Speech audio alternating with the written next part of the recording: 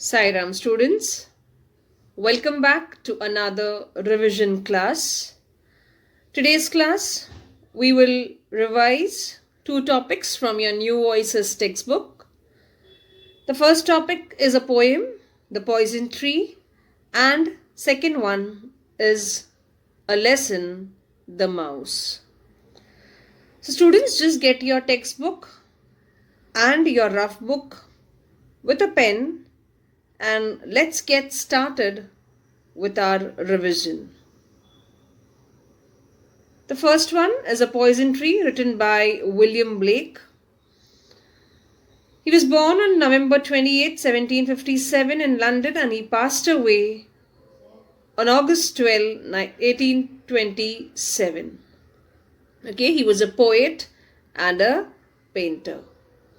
Now, this particular poem, let us see what the central idea is. In this poem, William Blake provides a clear lesson on how to handle anger both with a friend and an enemy. The poem argues that, like a tree, anger grows if one suppresses it. The allegory within the poem emphasizes that when a person hides or denies their emotion, they will become poisoned with bitterness and more vengefulness. So if you remember, I had told you that if you have anything in your heart, you should learn to speak it out. Okay, otherwise it will result into bitterness and vengefulness. The Poison Tree by William Blake provides a clear lesson on how to handle anger with both a friend and enemy. It makes a powerful statement about how conflicts should be handled, conflicts with a friend and conflict with an enemy. The poet warns about the ill effects of holding hatred inside oneself. Okay, if you don't speak it out, definitely it's going to result into end of a relationship. Okay, so it's better you speak out if you have anything in your heart. The poem is a metaphor for what happens when one allows anger to grow within. In the first stanza, the speaker describes getting angry at his friend. The speaker, however, expresses his feelings and the conflict between the two is resolved. So the poet says that, he was angry with his friend. He spoke it out. He discussed this with his friend. And the matter was solved. The conflict was resolved. But on the other hand, the speaker, when clashes with a person he did not like, holds up anger and feelings inside. That resentment begins to grow inside the speaker.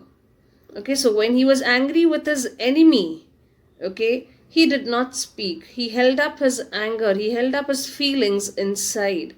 He didn't speak about it. Okay, the second stanza begins with the extended metaphor, with the comparison between the speaker's anger and the poison tree. So anger is nothing but it's like a poison tree. The point the poet is trying to make here is that fear make a person act out of a character and lose his emotional balance. Despite the speaker harboring much anger and hatred, the enemy is not aware of this growing fury. So when you keep things inside you, how will that person know that you are angry with him or her? Okay, the speaker nurtures his hatred and waters it with tears and deceitful smile. So what did the poet do? He said when I was angry with my enemy, okay, I didn't speak to my enemy about it. I kept things to myself and I nurtured it. I helped it grow. With what? With hatred, with waters of tears, with my tears and deceitful smiles. Okay. Anger poisons the human spirit. The tree, anger and wrath, bears the fruit of narrator's fury in the form of an apple. So when he nurtured his anger, okay, it bore an apple. Okay, and this apple is poisonous. Clear? The result is that the enemy desires this apple despite realizing that it belongs to the speaker. The speaker lures the enemy into the garden and he ends up eating the apple and gets eradicated. So what happens? If you remember the poem, okay, the enemy entered into the garden, he had an apple and he died. Okay, so yes, you should speak about your feelings to your enemy as well. The last line indicates that the narrator finds comfort in the end.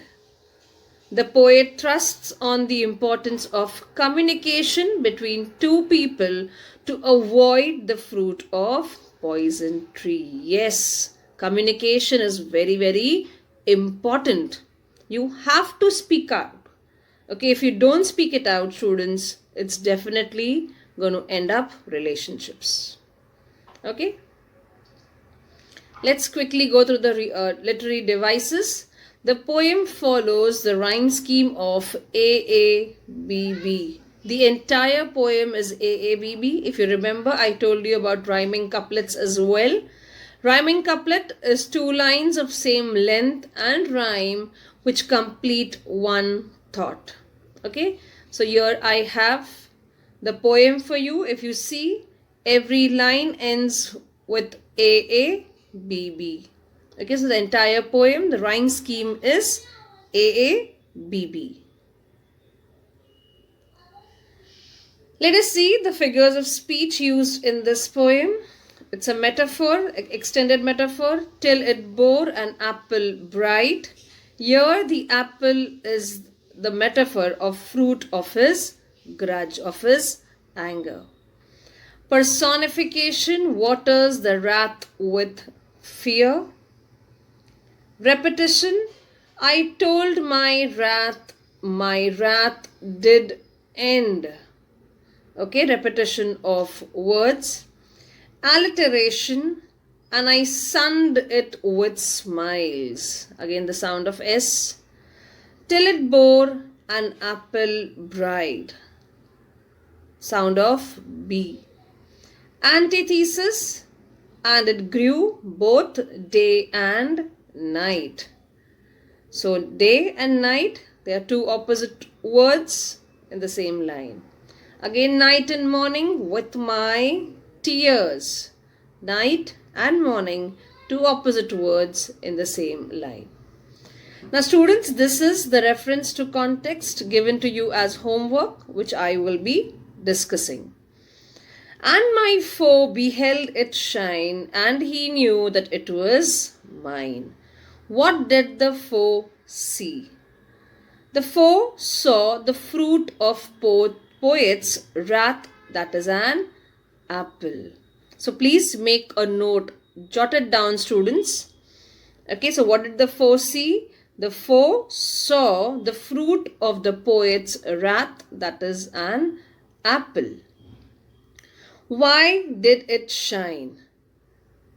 It shine, okay, it's used from the line, it shine because the fruit grew both day and night. What was mine? The fruit, okay, that's actually the anger, was the poet's. What did the foe do with it? The foe stole and consumed it. Okay, so that's it with the reference to context. Next we had given you 3 questions, question number 8, 9 and 10. Out of which students, question number 8 and 10, they are personal response questions, wherein you yourself have to write the answers. The answers may vary from student to student. Okay, for example, what do you think the poet is suggesting in this poem? According to me, the poet says that, okay, he wants to show how important communication is with both your friend and your enemy. Okay, so you will write your own answer. Similar is the case with question number 10 as well. That's a personal response. Okay, moving on to the next question. That's question number 9. What did the speaker do to ensure that this tree grew healthy? So what did he do?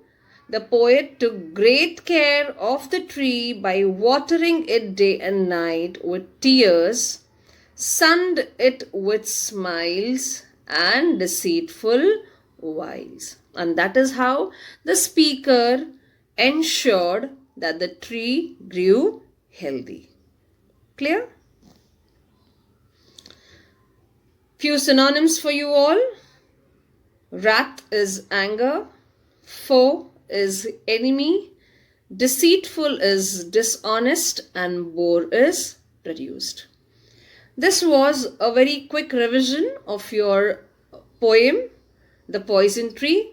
But students, please go through the initial video wherein the poem is explained in detail and even the meaning is given in that poem, in that video as well. Okay? So along with this video, don't forget to watch the previous video wherein the poem is explained in detail. Moving on to the next lesson, that is lesson number 10, The Mouse. This is one of Saki's lighter and humorous story. It concerns a fussy and socially awkward man named Theodoric Waller and the difficulties he has when he is on a train journey. So it's about a person who is on a train journey. While traveling, he discovers that there is a mouse climbing up the leg of his pants. So there's a mouse that has crept into his pants, and this he realizes when he is traveling. This happened because the pony carriage which brought him to the station had not arrived on time, and when it did, he himself had to harness the pony. The students, you are well aware of the story, what had happened. And since the handyman was nowhere to be found, he had to grope about in the stable. Now, the thing was that Theodoric Waller grew up with a mother whose aim was to defend her son from what she called the coarser realities of life. So he was kept away from the harsh realities of life. Mice were included in this category. Theodoric, when he was traveling on the train, okay, his compartment was occupied by a co-passenger who happened to be a sleeping woman. Theodoric was uncomfortable because a mouse had dashed into his clothes.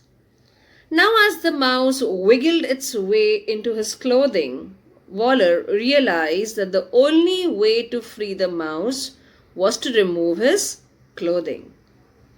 However, he could not do so because of the women in his compartment. Yes, if he had to free the mouse, he had to undress himself. And obviously it was not possible because his compartment, he was sharing it with a woman. So what he did, let us see. He hung a rug as a makeshift curtain in his compartment, behind which he removed his clothes and freed himself of the mouse. However, the escaping mouse caused the rug to fall, waking the women and revealing Waller in a semi-clothed state. Okay, so when the mouse was escaping, okay, it made the rug fall. And when the rug fell, it, because of some sound here and there, even the woman who was fast asleep, even she woke up, and it was revealed, Waller was seen in a semi-cloth state. Though he tried to cover up by giving excuses to the women that he had caught a chill and further ignored her request to open the window and reach down to get her brandy, he was particularly not amused at the women's response when she came to know about the mouse in his clothes. So, when the mouse was escaping, okay, the rug fell, and the same rug he used to cover his body. And what excuse did he give to that lady? He said that he was not feeling well. He had caught a chill. So the lady offered, okay, that she was carrying brandy. If he wanted, he could have taken a sip of that brandy. When they were nearing the destination, Waller threw off the rug and quickly pulled on his clothes, feeling embarrassed. So now the railway station was nearing. It was time for him to dress up. So what he did, he threw off the rug and he quickly pulled his clothes and he dressed himself. As they arrived at the station, the women asked him to get her a porter to help her get a cab as she was blind. So when the train stopped and when they were about to get down, what did the woman do? She asked him to get a porter so that he could help her get a cab because the lady was blind. Waller had been so self-absorbed that he hadn't realized that his companion couldn't see and that he worried over nothing. So he was so self-absorbed, he was so much into himself, he was so much into that mouse, okay, that he didn't realize that, okay, the lady who was, with him in the compartment was blind, and he worried unnecessarily. Okay, so that's it about the lesson, students. Quickly, let us just go through the reference to the context, which was given to you as homework. The train had scarcely attained its normal speed when he became aware of a warm, creeping movement over his flesh. I once again remind all of you to jot down these answers. Who is he here? So he is Theodoric Waller. Okay, when he became aware, so who is this he? He is Theodoric Waller. What was moving over his flesh? A mouse was moving over his flesh. So what was moving? It was a mouse that was moving over his flesh. Who else was traveling with him? Okay, there was a woman. Okay, over here, students, it is not women, it is WOMAN, a single lady who was traveling with him in the same compartment. Okay, now we had also given you question number 8, 9 and 10. Again, students, they are a part of your personal response questions. What is personal response? Basically, you have your own answer for those questions. It's like how you feel, what you feel. You have to comment about the ending of the story. How did you find it? Was it interesting? Was it humorous? Okay, so that is your opinion about that particular story. So that is how you will end the story. Quickly, let us just go to the next slide. Okay, students, let me just remind you once again that the question paper is going to be, you'll be having multiple choice questions. So please go through the initial videos as well as these revision videos.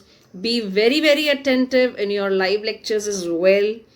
Okay, I have discussed the paper pattern which remains the same as your first periodic test. Once again, you will be having multiple choice questions. And thank you so much for your time, students. All the very best. Read the questions carefully before you select the answers. Okay, we'll catch up very soon, students. Till then, you will take care of yourself. Sai Ram and bye-bye.